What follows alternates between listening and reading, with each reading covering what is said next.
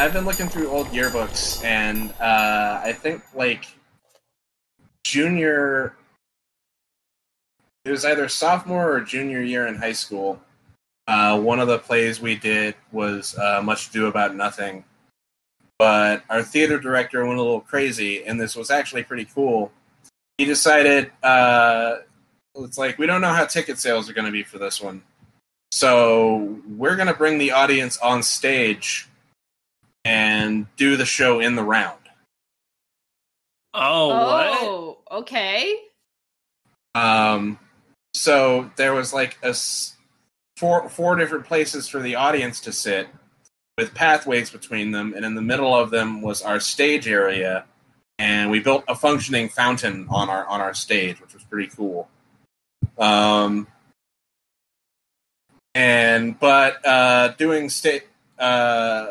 Being an actor and doing a play where the audience is on stage with you, I had a pretty small part. But all I could think during my performance is, don't fart. Don't fart.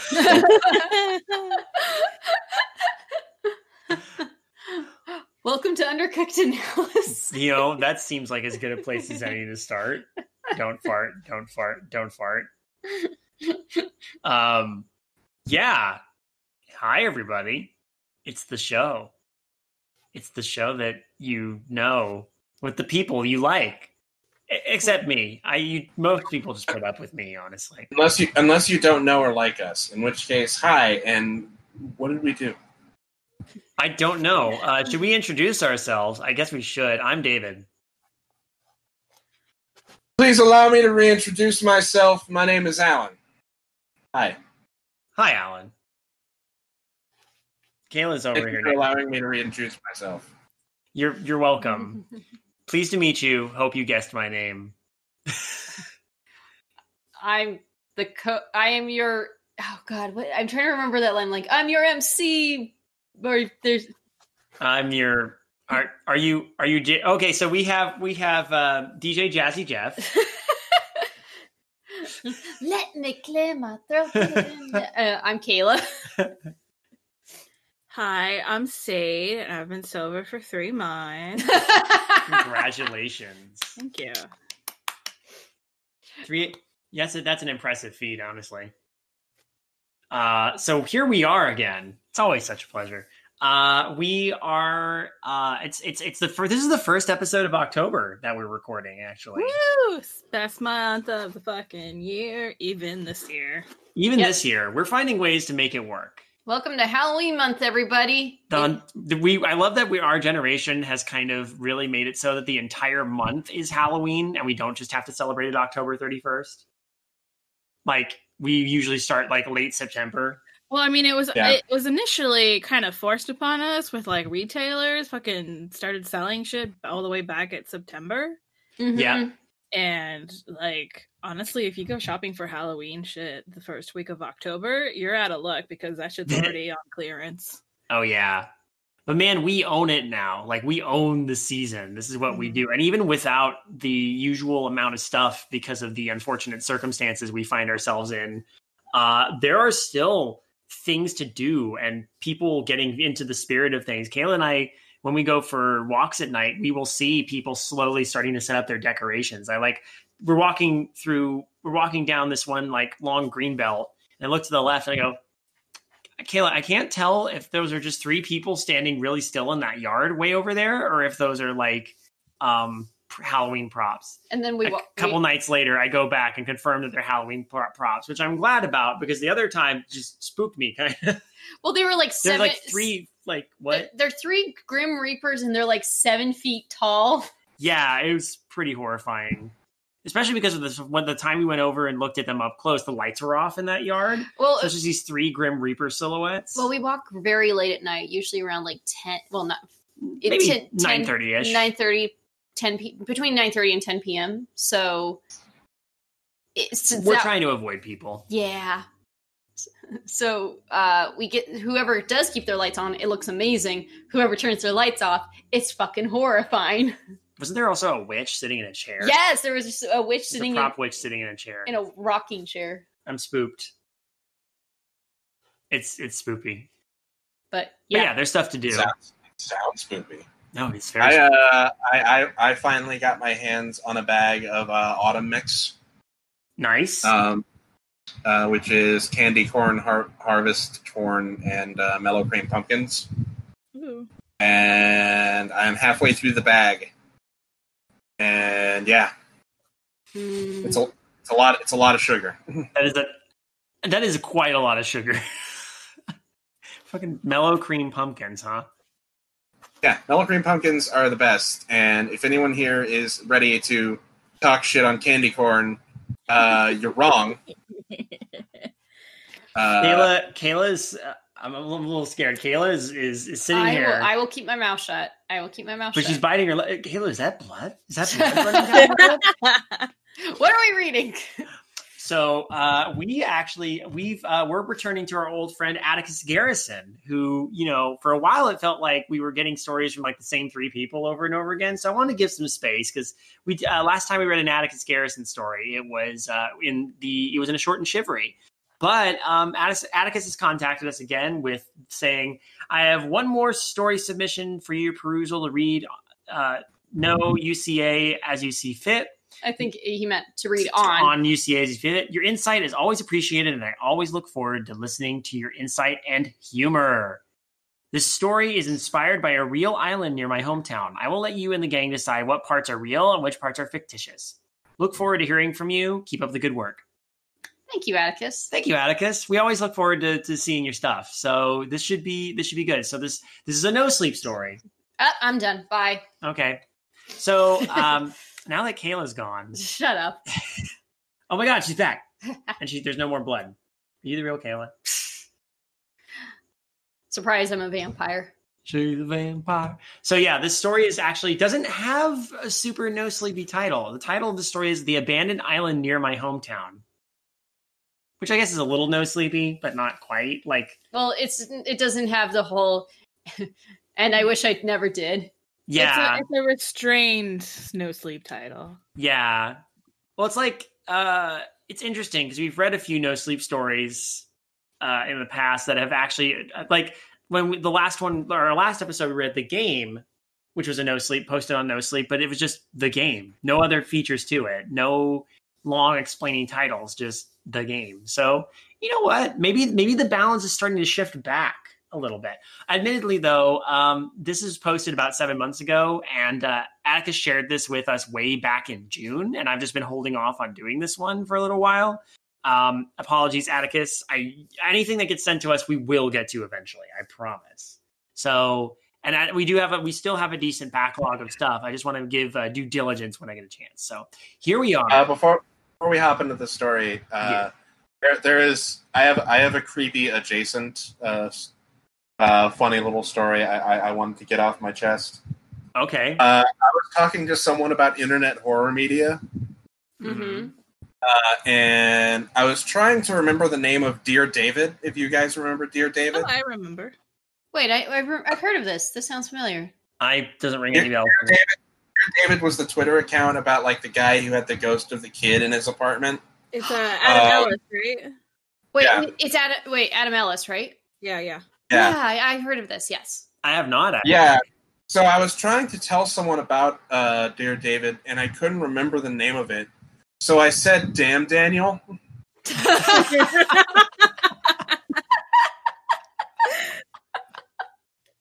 And they didn't know what Dear David was, but they were like, I'm pretty sure it's not called that. No, like the internet horror thing. Damn, Daniel.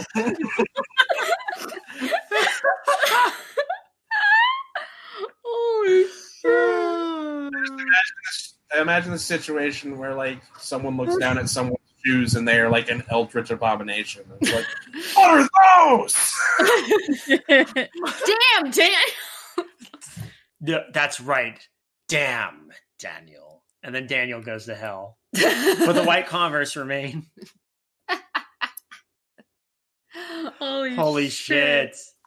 No, but I'll show you Dear David. So Adam Ellis, you know the artist, the one with the three-legged cat Oh, yeah. He, I would only know him because of the three-legged cat. Yeah, You're always like, here, look at this three-legged cat. Isn't it great? he's adorable. Yeah. I love his cat so much.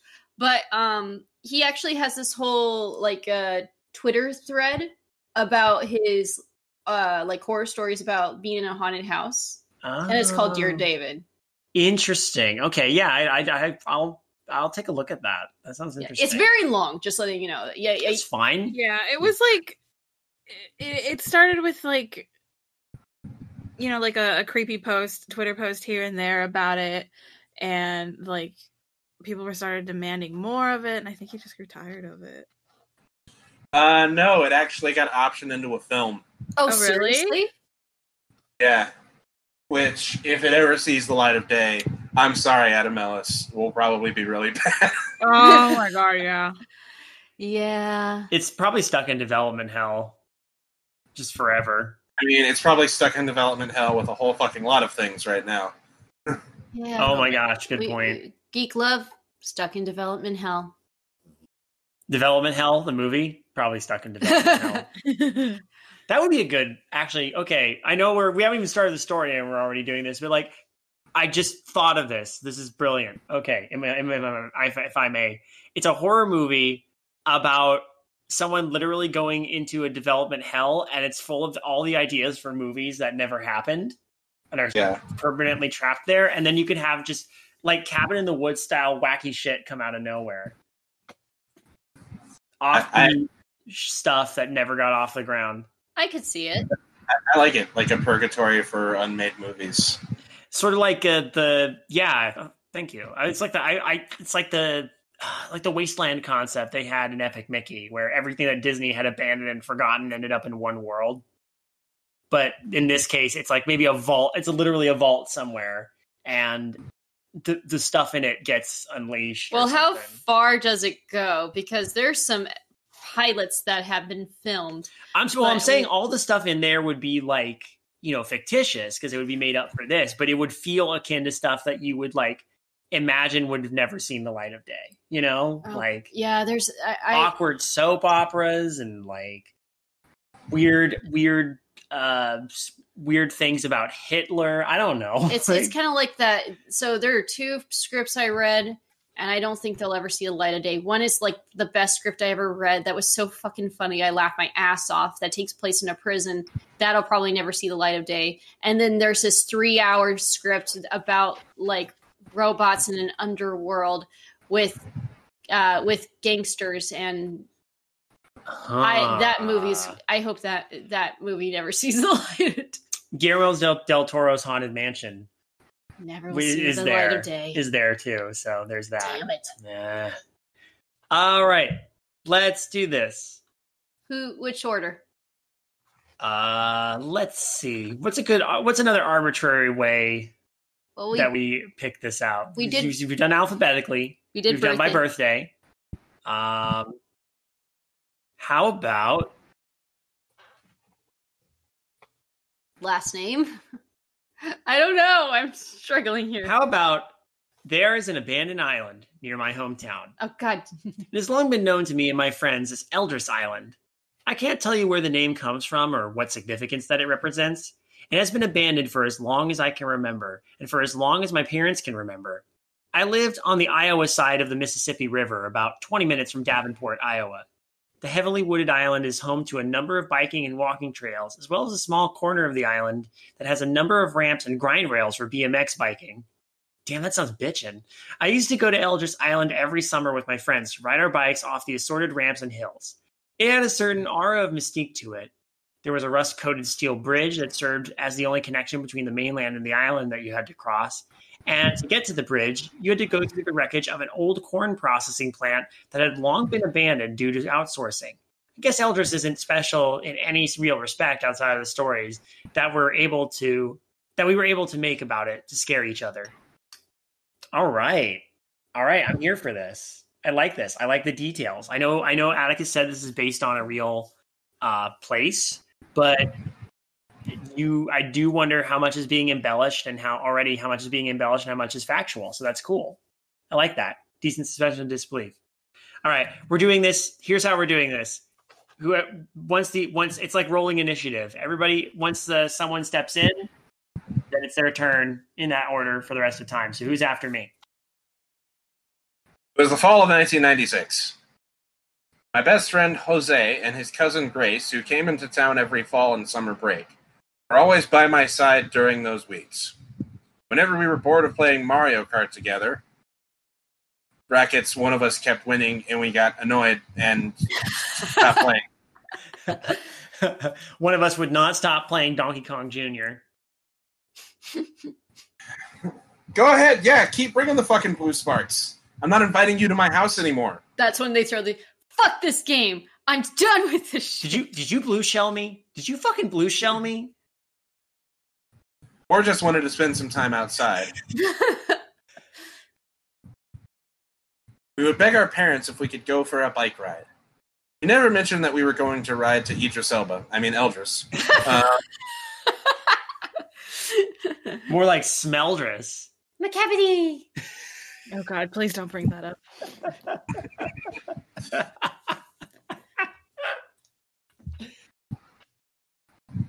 One of these days, we all need to get high out of our minds, and I will watch that. I will watch that movie again, just with you guys.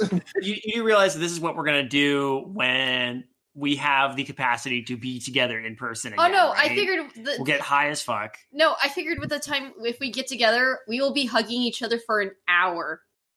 It's like, should we let go? No. I need this, damn it. And then when I finally want everyone to let go, I would be like, "All right, let's watch Cats."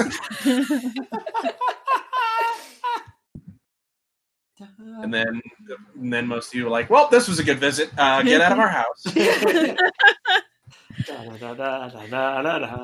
Okay, no, continue, Alan. For some reason, we knew that we would be told no if we asked, even though I can never remember asking if it was okay in the first place. The corn processing plant was about a 10-minute bike ride from my house, so it didn't take us long to get there. Also, the corn processing plant was a 10-minute bike ride from my house, so everything smelled terrible. Luckily, it's abandoned. Wasn't it like a decommissioned corn processing plant? Yeah. Is that what it's? It probably still smells terrible. Okay. Abandoned due to outsourcing. I don't know if that's true, but I do know that when I lived in Virginia, we lived pretty close to the paper mill, and everything smelled like farts. Don't fart. There's a part of me that's glad I didn't have to deal with that. Oh no! We would race through the abandoned parking lot to see who could get to the bridge first. There's a lot of abandoned stuff here, Jesus. Well, I think it's the abandoned parking lot of the abandoned core mill. I figured as much. The abandoned parking lot, which is down the abandoned road that connects to the abandoned island. That day, I remember that it was uncharacteristically warm for an Iowa autumn's day, and I had my jacket unzipped, feeling like Batman on his bat bike as I rode past Grace for first place. We spent that day much like most of our days on the island. In the BMX section where we would jokingly attempt to do tricks off of the various ramps that had devolved into little more than mounds of mud after years of neglect and lack of management. Wait, I'm actually surprised that there's a abandoned BMX thing on this island. Because no, it's I think they're saying like it's air quotes a BMX. Oh no, yeah, you're right. There was a section where there was an actual BMX section. Okay. Yeah, you're right. But it's 1996. You'd think people would still be using it. Yeah. I don't know. And you think there wouldn't be an abandoned, corn processing plant in Iowa? You think Iowa, of all places, wouldn't just be like, well, that's all the corn. No more corn here. I will say that last sentence kind of needs to be a little rewritten because I'm like, in the BMX section where we would jokingly attempt to do tricks off the various ramps that had devolved into little more than mounds of mud. Yeah, that needs to be reworded because there's a little tightened maybe, but there's not really there's not a verb here. Like, it's not much of a sentence. It's a bit incomplete. So that just needs to be. It's still everything is still clear to me. I can still see see everything going on. That's the first sentence that I've seen that I'm like, that could be tightened. That's fair. Mm-hmm. I'm still interested. Absolutely. I'm still interested to see where this goes. Yeah. We usually spent our day here on this part of the island. I don't know what led us to break from our routine that day. I just remember seeing Jose as he raced down a trail that led away from the dirt mounds, dodging and weaving to avoid the branches and outgrowths that stood in his way.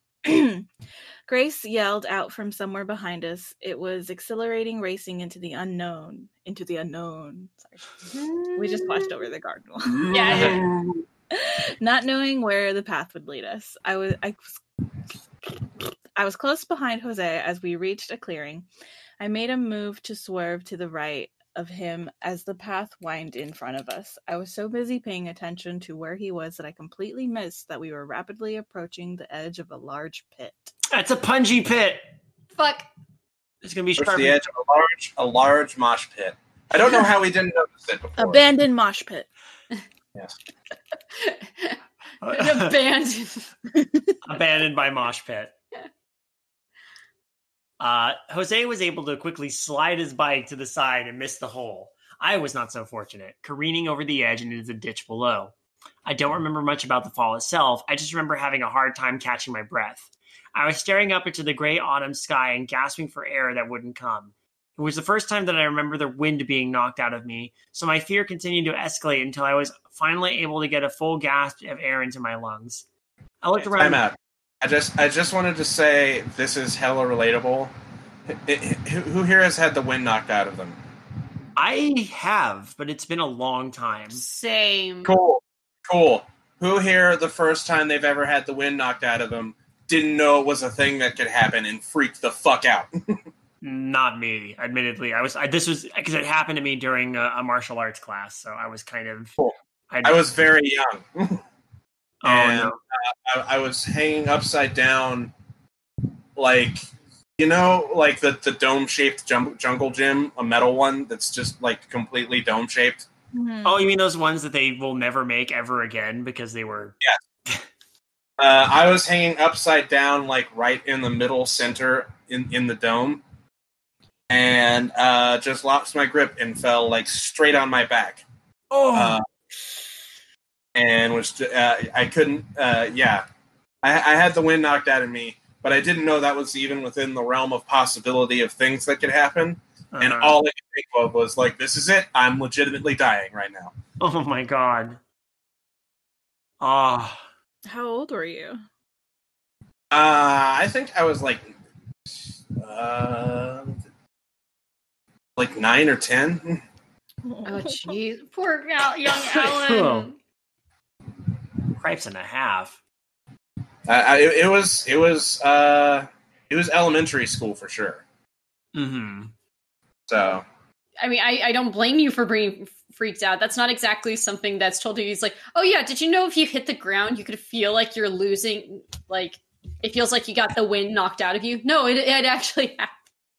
Yeah, you can feel you can just like briefly lose the ability to breathe.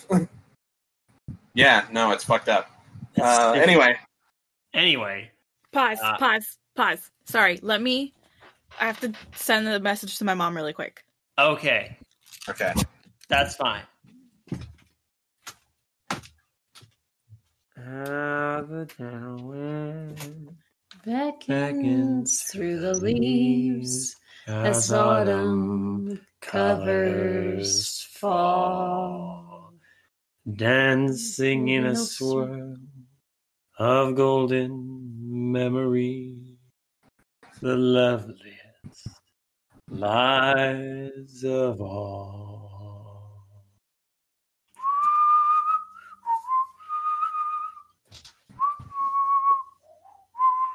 Alan, do you know how to whistle? Yeah. Like whistle a tune, not just whistle. Fucking hell. Why does every guy I know how to whistle a tune? What about whistling?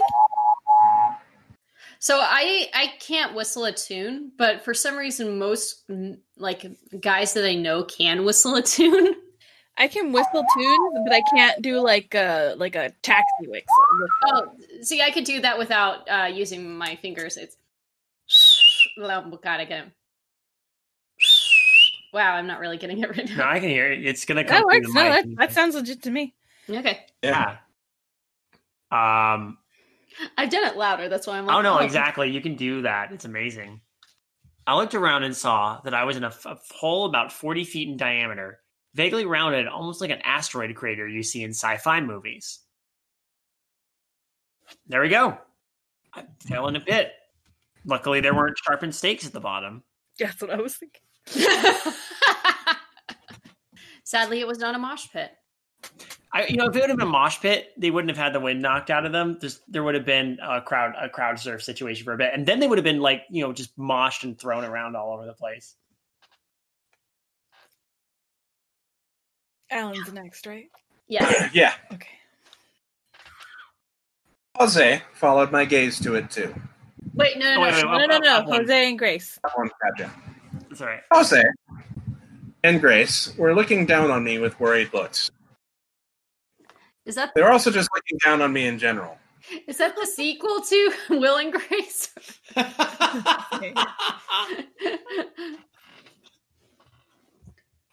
Goodbye, Will and Grace. Hello, Jose and Grace. Jose and Grace were looking down on me with worried looks. They asked if I was okay, and I remembered lifting my head to nod. There was a loud ringing in my ears. Jose was the first to slide down the side of the hole to me. That's my impression of, the person who's trying, the white person who's trying, way too hard. No, you got it. It's like, Jose. Jose was the first to slide down the side of the hole to me. I said it was okay and attempted to slowly get up. As I raised my head, I noticed that my bike was completely screwed. Aww. One tire had been bent and thrown 10 feet away, while the rest of my bike was laid by my side. My eyes were then drawn to the center of the clearing. There was a small shed, not much larger than the shed that Dad kept the lawnmower in. I kept Mom in. That's the fridge horror of this story. It never gets brought up again. But there's the mom in the fridge. Or mom in the shed. Shed mom. Wait, what? It looked as if it was older than the dirt it sat upon. Also like my mom. Okay, all of this is good so far. One suggestion. Take out 10 feet and just put far away. That's a kind of a, iffy thing. Unless it's important, you don't need to put how far away it is. The exact number feet of way it is. Some people think like that, but...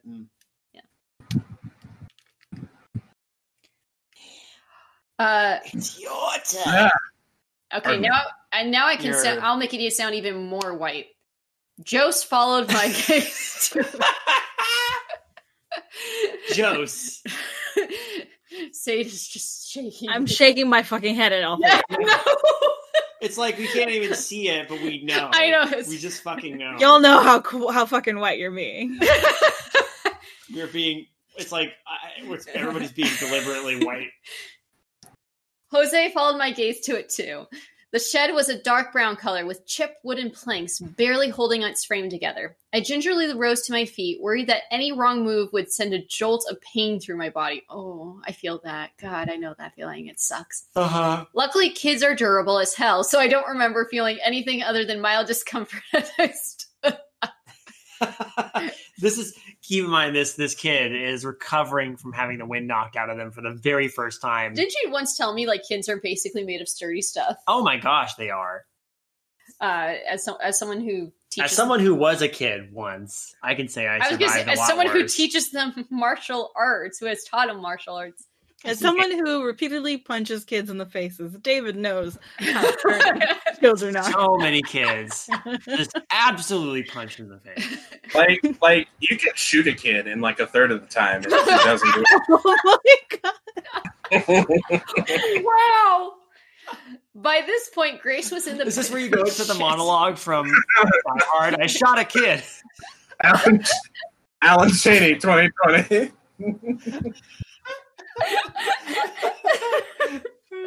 Yeah, you could like shoot a kid. but Jesus Christ. Could you shoot a kid in the middle of a crowded Fifth Avenue and people would still vote for you? By this point, Grace was in the pit with us, and we were all three looking at the shed. None of us moved for a few seconds. I don't know if it was just because of how out of place it looked or some unnatural force that was holding us together. Or holding us there, sorry. Jose was the first to break. Let's see what's inside. I remember him saying just loud enough for us to hear. For some reason, none of us wanted to make a lot of noise. Maybe Arthur Jackson is in there. Wait, what? Or no one wanted to wake Mom up because she's sleeping in the shed. I'm assuming both Jose and Grace are siblings. They said they said they were cousin? They're our protagonists' cousins. Yeah, wait, scroll up again. They said it very early on. It was and his cousin. They're cousins. Cousins. Okay, well, I'm assuming they're both Hispanic, and you fucking know you don't wake up your mom if she's sleeping. Shut the fuck up if you don't wake her up. Well, the reason they're so scared of the shed is it looks just like the shed at home where the mom stays. That's I hear that's how you get a chancla. Oh, there's so many ways to get the fucking chancla.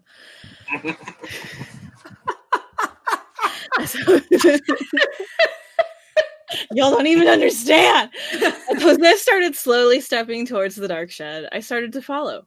Each of us taking deliberate steps, trying not to make a noise because we didn't want the chancla. Oh shit! Wait a minute, hold on. Dark Shed's in there. Wait. Don't forget about Dark Shed. Wait, what? Dark Shed's luring them into the shed. I'm from the dumpster fire contest. Oh shit! Remember Dark Shed? Amazing creepypasta icon Dark Shed. Oh my god. Sorry, carry on, Seid. I'm sorry, but it's very important that we acknowledge Dark Shed. Great. Carry on, my wayward Seid. Grace hissed after us to stop, pleading with us to turn around and just go home. As we got closer to the shed, I began to hear a noise, a faint tapping noise, rhythmic and slow, almost like the sound of water droplets dripping into a glass or like fingernails tapping softly on a wooden table. I stopped when I heard the noise, but Jose persisted. Nevertheless, Jose persisted in waking Mom up. No. I remember whispering to Jose that Grace was right. We should just turn around and head back home. It was going to be getting dark soon. There is no way out of here. It'll be dark soon. Jose wasn't listening, at least not to me. Just one sec, I remember him whispering as we approached the door of the shack. He opened the door and walked in. I couldn't make out many features of what could possibly be inside. I eventually yelled after Jose, now beginning to panic as the door began to close behind him. It was too late. When I got to the door and swung it open, Jose was gone! Dun, dun, dun. And that's my magic trick for the day. Thank you, everyone. It's a disappearing shed. I thought they were going to open the door and be like, see a TARDIS on the other side. The shed was empty, aside from a hole in the center of the padded dirt floor. Oh. Shit. There's Jose in the hole in the in the hole in the shed in the bottom of another hole on the island near the corn plant. Abandoned. The tapping noise seemed to be coming from the direction of the hole. Grace was close behind me, and we both slowly crept over the hole, looking down into it. There was nothing there. At least nothing that we could make out in the dim light of the shed. We yelled out Jose's name down into the black expanse and heard no response.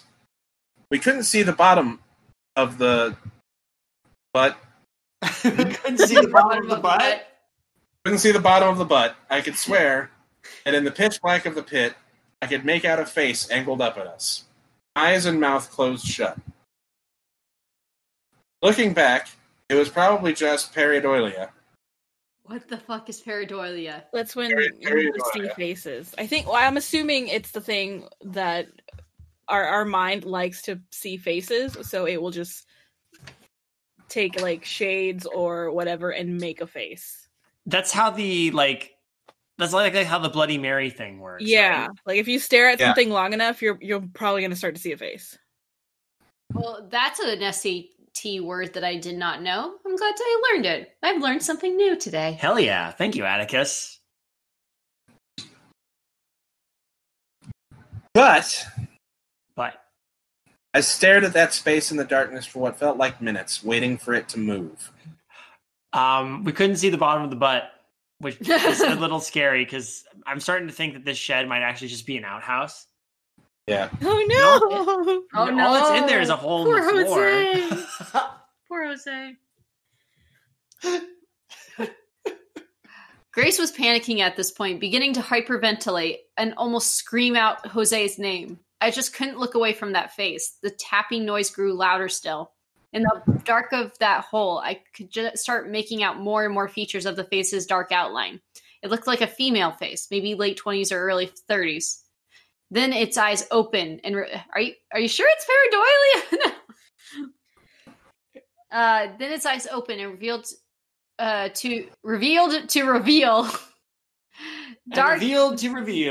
dark pits that seemed to consume everything else around him. The face disappeared, and there was only darkness. All that I see. Okay, this is so awkward. Okay, like I was with you here, and then this got awkward. Yeah, I don't know. Interesting. Well, I think the thing that's getting to me is that, but I was probably just pareidolia, me seeing this 20 to 30 female face open creepy black eyes at me. I mean, he did fall. He could have a concussion. That also true. But I think they are recovering from it fairly well. That could be brought up though. Like he could say, like maybe it was the fact I had a concussion mixed with pareidolia, but well, let's see where it goes. Let's see what happens. Wait, is it my turn? Yeah, I think so. Yes. Yeah. Yes. I woke up laying back on the ground of the dirt pit where I had initially fallen. I now stared up at the cloudless night sky. There was no sign of Grace or Jose. I stood up quickly, too quickly. My head began to spin. I noticed my damaged bike lying right where I remember it. I thought about yelling, but I resisted, being scared and alone in the woods on an abandoned island in an abandoned hole near an abandoned shed with another abandoned hole. Sorry. Where the fuck? Wait, okay, finish your paragraph, but then I gotta. Being scared and alone in the woods on an abandoned island kept me from letting anything that could be lurking in that darkness be aware of my location. Then I noticed that the shed was gone. Not just out of sight because of how dark it was. It was gone. I keep telling you, it's a TARDIS. It voiped out. What the fuck happened? Okay, go back up. Scroll up. Okay, then there was only the face appears, and then there was only darkness. So guess the protagonist blacked out. Then say you blacked out. Why would it makes sense. It says I woke up laying on like that because they're describing like you're staring at something, and then you stare at a face, and then darkness. So I'm assuming suddenly the face disappeared. That's not what I'm getting at all. Like no, it works for me. Okay, maybe for me I was like, and then there was darkness. I didn't realize he blacked out. Yeah, well, I mean, I get it. I don't think he blacked out. Where did it say he blacked out? Well, it doesn't. It goes from the face disappeared, and then there was only darkness. Then the next paragraph, I woke up laying. So yeah, I mean, you could finish that last paragraph being like a little confused, but I feel like it clears up when he says, "I woke up laying." Like, oh, only darkness, it means he blacked out. I think, I don't know. I don't like, and then there was only darkness. I think that could have been a little more clear, like saying like It's like, and then I must have blacked out. Something of that nature, because, or even describe how you're feeling like you're blacking out. It's like my head started to spin and I started to fall back, and then there was only darkness. I focusing on the face and then saying, then there was only darkness. In my brain, I was like, okay, still looking at the pit. Something creepy happens. Black pits that seem to consume everything around them. Then the face disappeared. So it's like eyes open, and then it's like, whoa. Well, because there's like real dark pits. Like they're talking about there's pits and darks and darks and pits. Yeah, like they're talking about how like the dark outline, and then this is like a Russian nesting doll of of dark abandoned stuff, because you've got it really feels like it. You got the larger thing with the abandoned corn processing place, then the island, then the pit that you fell into with the bike, then the shed, then the hole in the shed, then the creepy face in the hole in the shed. Like, and then into the dark pits of eyes that is in the shed or in the hole. It's in a dark wood. Yeah, in a dark wood, there's a dark house. In the dark house, there was a dark door, like that kind of thing. I think I kind of get what Atticus was trying to say with this line, but it could be made clearer. I do agree with it. It could be made a little more clear. Yeah. Still, I'm interested because, like, you know, this paragraph implies too that for all we know, our protag fell into this pit and just was unconscious, and this is all like some weird. This was all a dream. Maybe it's supposed to be intentionally vague. Maybe it's not supposed to be cut and dry. Oh, I blacked out. Mm-hmm. Maybe it's, you know, we're trying to we're getting the scope of I was in a shed and now I am no longer in shed. Yeah. I mean, it even says I woke up laying back on the ground of the dirt pit where I had initially fallen. Mm-hmm. I think what I'm getting from it after reading the last paragraph that I read is that it either something weird just happened and he is waking up somewhere where he wasn't a moment ago, or he fell, never got back up, and everything he just saw with the shed was a concussion of sorts, or something from a concussion. Perhaps. We'll see, I guess. Yeah. Now we got some ideas here. This is interesting. I hesitantly walked towards the No. No, that's right. Oh, you're right. Yeah. Never mind. It's okay. I hesitantly walked toward the space that I remember the shed occupying, and it was just dirt. No hole and no remnant or evidence that any structure had once stood there. I began to panic. I started to cry. I don't remember how long I stood in that pit crying before I heard the voices. Far off at first, but as they got closer, I began to recognize they were all yelling my name. I was scared until I recognized one of the voices among the chorus. Mom! You came out of the shed to find me! I ran so far away, I couldn't get away. I ran up the incline of the pit, climbing and clawing at the dirt to get closer to my mother's voice. When I got to the top, I saw flashlight beams darting back and forth throughout the woods in front of me. Excuse me. Flashlight tag is the name of the game. I tried to tell my family everything that happened in one flurry of words. No one really believed me, and I eventually just stopped talking about it, much to the relief of my parents and school faculty. The months after that are largely a blur. Groups of people looking for Jose and never finding any trace of him. The only sign that he had ever come with us that day to Eldris Island was his abandoned bike. So many abandoned things. I was like, okay, now I have abandoned bikes too. It's like this island needs to make sure that anything that goes there gets abandoned. Grace stopped talking, removing herself from everything. From what I could gather in the years after Jose went missing, Grace had ridden her bike home, frantically telling all the adults she could find that her brother was missing. No one I talked to remembers her talking about a shack. A few years ago, I tried to contact Grace to see if she remembered the events like I do. I couldn't find anything on her whereabouts. She isn't on social media. Wait, how old is she to, like, fucking disappear? I think this is years later. She only mentioned in passing She isn't on social media. She only mentioned in passing in a handful of newspaper clippings that I found regarding Jose's disappearance. That I asked my parents if they knew about her, and they said that they lost contact with her family as soon after Jose disappeared. Sorry, I gotta take a photo. It's all good. What? Hello? Hello? Gang?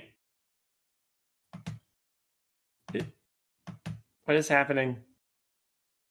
Seid's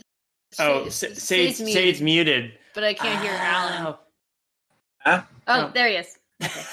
Okay, we were just worried for a second that something sinister had happened. I think Seid fell into a punchy pit, and found an abandoned outhouse that turned out to be a TARDIS. But in there was Mom. And Arthur Two Sheds Jackson and Dark Shed all plotting together. Jesus Christ. Should we wait for Seid to get back before I finish this last paragraph? Yeah, we can wait.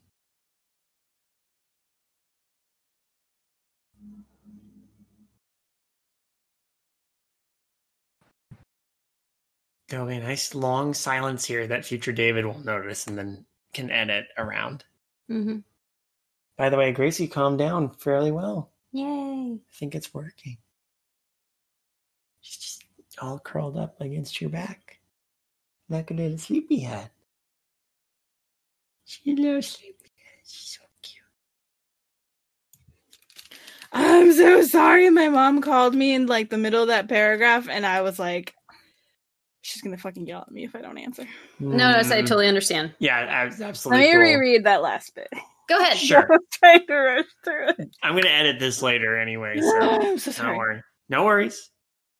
She isn't on social media. She was only mentioned in passing in a handful of newspaper clippings that I found regarding Jose's disappearance. I asked my parents if they knew about her, and they said that they lost contact with their family soon after Jose disappeared. So I have questions. Okay, yeah. Let's go back and reestablish. Well, we have one more paragraph. Hold on, I need to see this real quick. My best friend Jose and his cousin Grace. Okay. Who came into town every fall and summer break. Okay. So can we?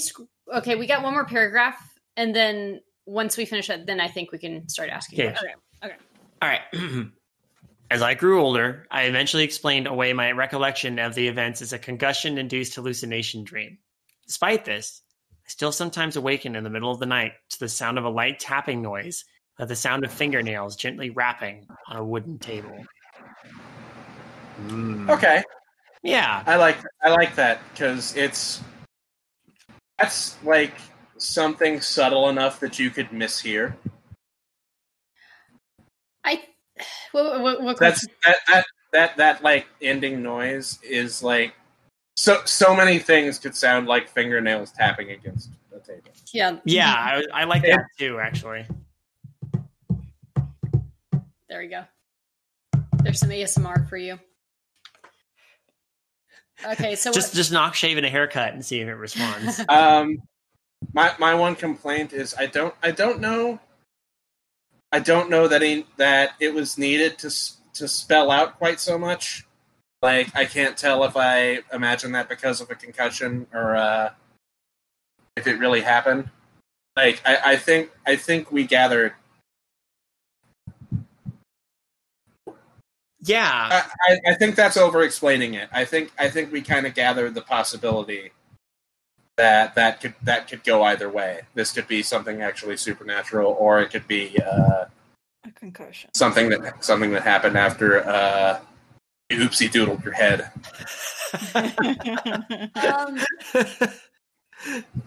I feel like if they're looking at in the pit, wouldn't they have? I don't know. Like I usually carried like a flashlight or like a keychain on me with a light or something. Well, this is 1996. Even even during that time. Really? Yeah. Like if I used to ride bikes when I was a kid, like in the late 90s, and with friends and stuff Well, like that. So Kaela, I would counter that with you were probably a smart kid, and typically kids are real fucking dumb. Okay. That's fair. Because I don't know, like By the way, if you're listening to this and you're a child, I don't care. Look, Alan has already made it clear that he doesn't care about children. What are you gonna do? Tell your mom? Fuck you! You're fucking dumb. I don't know, something. It's like for the most part, this is great. I really do. Like I like the realism of it and all that.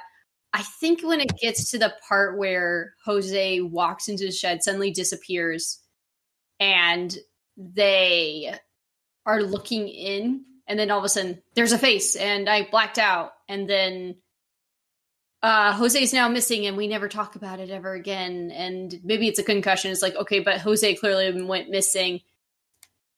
We're not going to talk about like what happened. Like he said, oh, I spoke to Grace about it. And it's a fine line to walk with that because you want to keep it ambiguous, but you also don't want to over explain what's going on. And I get what Atticus is trying to do here. The stories, Atticus is trying to wrap the story up in a way that, you know, is concise without having it go overboard. Mm-hmm. I know I've been accused of, with the two grad night stories, having way over explaining the endings. I know I think I got a little better in the second one, and I feel the third one, which no one has ever read, is my best one in terms of how it ends. But I get the struggle here. This is it could be a very tricky thing to do because you've had the inciting incident happen.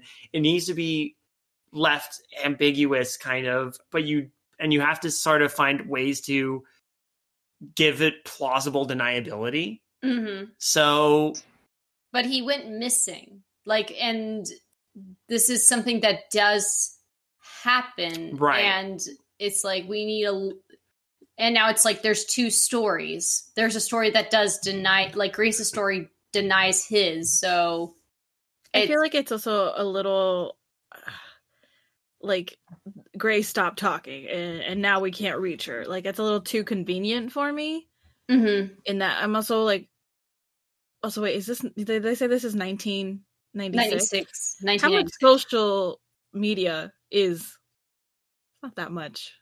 Well, this is I think the social media thing was like years after the fact. Years later. Okay, that makes more sense. Because I'm wondering how old these kids I think that's him like remembering the story later in life and trying to get in contact with Grace. Okay. Like that's I mean, there's also like the bit of like, oh, we lost contact with that family, but if they're cousins, then the parents are all siblings. Somewhere in the parents they're siblings. So if it's like, I don't know, I guess I do want more reasoning for that, because it's like, well, okay, if Grace is avoiding social media, she's just avoiding people in general, how are you going to lose contact with the family? Especially if this is a Hispanic family. Like, that's for me is harder to believe. But our protagonist is not related to They're them. Cousins, aren't they? No. It's okay. I thought Grace and Jose were his cousins. No. Jose was his best friend, and when Jose would come down for summer and fall break, Grace would come with him. Oh, okay. I thought it was Grace and Jose were siblings who were his cousins visiting. Okay. Grace and Jose are cousins. But even then, I'm with you. It's a little too so convenient that she just happens to not be on social media. And I mean, I wonder if Atticus was trying to say maybe Grace did see the same thing and doesn't want to talk about it or acknowledge that it happened the way that the protagonist remembers it, and that's why she stopped talking. That's possible. I definitely get what Atticus is going for there, but like, and someone not being on social media is not that weird. But I think the thing that's getting to me is like, it's just Grace stopped talking. You'd think what would happen is, it's not that Grace didn't want to talk, but the family, Grace's family, probably were like, you're never speaking to that person again. You're never speaking to their family. And you're never going back to that part of Iowa. And it was more of an isolating thing. Like, the narrator loses touch with Grace mostly because that family is going to be like, well, after this tragic incident, they're just going to, cut ties entirely, Yeah, if they say blamed the protagonist for Jose going missing and thus want nothing to do with him. Yeah. Or his family. Yeah, exactly. So then it would be hard to be in touch with someone who went after a situation like that, especially again in the, mid 90s when, that sort of thing was a lot more plausible. You didn't have easy internet access or cell phones or anything like that to get in touch with. So I can tell you, I definitely lost touch with people. You kids with your hula hoops, Dan Fogelberg, and Pac-Man video games. I do feel like it's a little too convenient for him to black out. I mean, wouldn't it be more interesting if like this happened and they weren't sure what to do, and then they say, okay, let's go find the adults, and then they came back and there's nothing there. Well, I think the blacking out. I think the reason they didn't say just I blacked out is to imply that it was either a concussion or something actually supernaturally natural happening. Yeah, that's starting to click together for me. Like I like that we don't get an explanation. We don't need one. This is like one of those here's a weird thing that happened, and I don't know how to explain it, but here's what I recollect. No, so. And I get that. I just think there's a couple of things that are a little too convenient. I feel like this could have been this story could be a little more tightened in a way. Like I'm not sure how to word it. Because I was with them, like totally understand. Like it's summer, you're riding a bike, you're having fun. And then all of a sudden you fly off the edge, and you're like, and it's like wind knocked out of you. Yeah, that's a frightening thing that happens.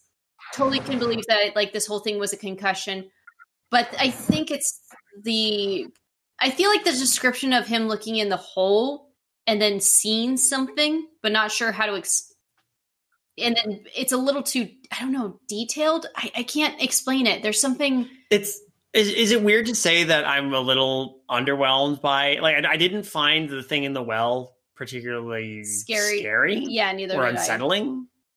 I don't think the thing in the well is the point so much as the like, well, did he get a concussion or did this supernatural thing really happen? But again, that's not really an excuse. You could make the thing in the well more threatening. But yeah, or more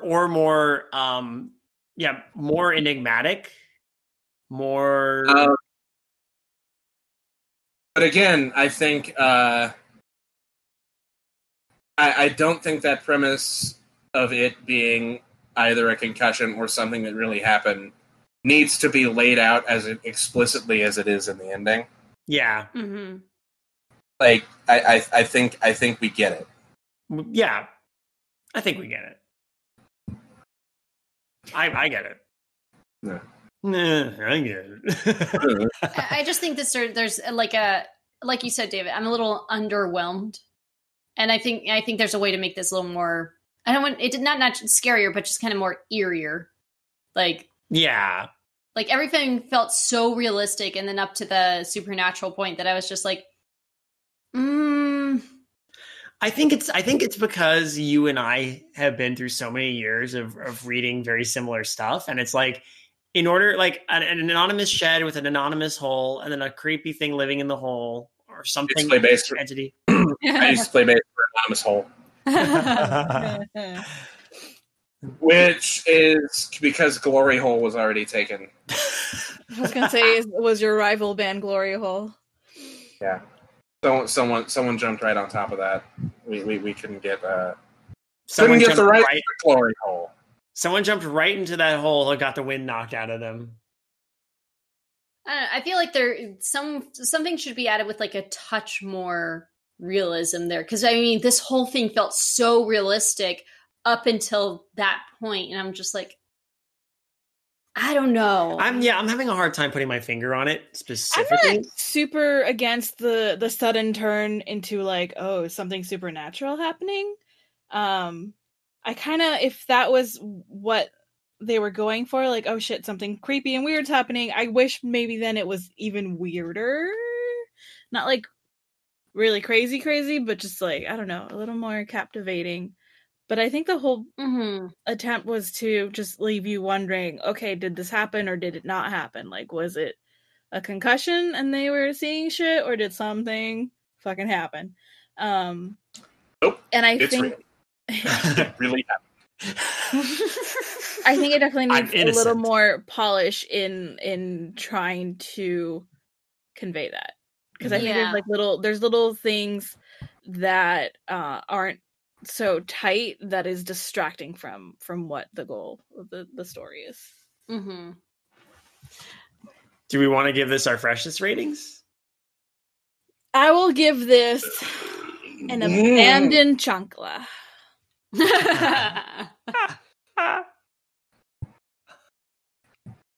I will give this I will give this 7 Yoshis out of possible 10 Shy Guys. It's a lot of Shy Guys. I'll give this a abandoned shed in an abandoned crater in an abandoned island next to an abandoned cornfield. Oh, and an abandoned bike is thrown in there too. I will give this 1 out of 3 children, because one of those children went missing. All right. Just so you know, Atticus, And that's the kid that couldn't survive the bullet. Holy shit! What the look, fuck? all the other kids with the pumped up kicks. Oh my god! They better run faster than my bullet. But I will say that Atticus, this is actually very well written for the most part. The writing is very clear and crisp. It's a very cool setting, actually. I'm just harsh because that's what I do. Yeah, and then again, this is what you're asking for, right? When you send us their stories. So if you want to get the same treatment, you can send us your stories. Intrepid listeners, go ahead and submit those stories to midnightmarinara@gmail.com. Sorry, I didn't mean to cut you off. No. I found a way to segue. I basically don't. Whenever I don't want any writer to be like, "Oh my god, Kaela hates my story." No, I actually genuinely like this story. I just think there's parts that could be stronger. You know what I mean? Yeah. I'm with it. Send us more stories, everybody. Yeah. Yeah, our inbox is always open. Davey Hungy. Davey Hungy, feed Davey stories. Me hungry. Feed now. Then me go to Wooden Shed Outhouse. And I don't know. What's going on Creative Horror? Stuff. Like, A, people submitting their stories. And B, Boo Olympics is happening. I'm glad David read that prepared answer we had. Hey, you know what's happening is a lot of cool stuff. Boo Olympics are still going on, for example. You still have time. You still have time to submit your story to our writing challenge, our Creepy Cooking Staff writing challenge, where you can take one of the prompts that we set up in Creepy Cooking Staff, one of those selected prompts, and spin it into a story, a short story. There's a certain word count for us to read. And we will, at the end of October, we'll compile all the entries. You have until October 30? You have till midnight of October. I'm pretty sure it is. Okay. Or 11:59 p.m. October 30th. Deadline is Halloween. Okay, hold on. I'm pulling up the website. I'm pretty sure it's either. It is on the. We are so professional. Professional. Okay, October 30th, 11:59 p.m. Pacific Standard Time is the deadline. Right. Yeah. For the creepy cooking staff story contest. You can find the prompts and all the details of how to submit, what the prizes are, what the prompts are, all on creativehorror.com. You can also find details for the other part of the Olympics contest, which is the costume contest. Yeah. Which we will win. I will definitely win. Which we will win. I will win.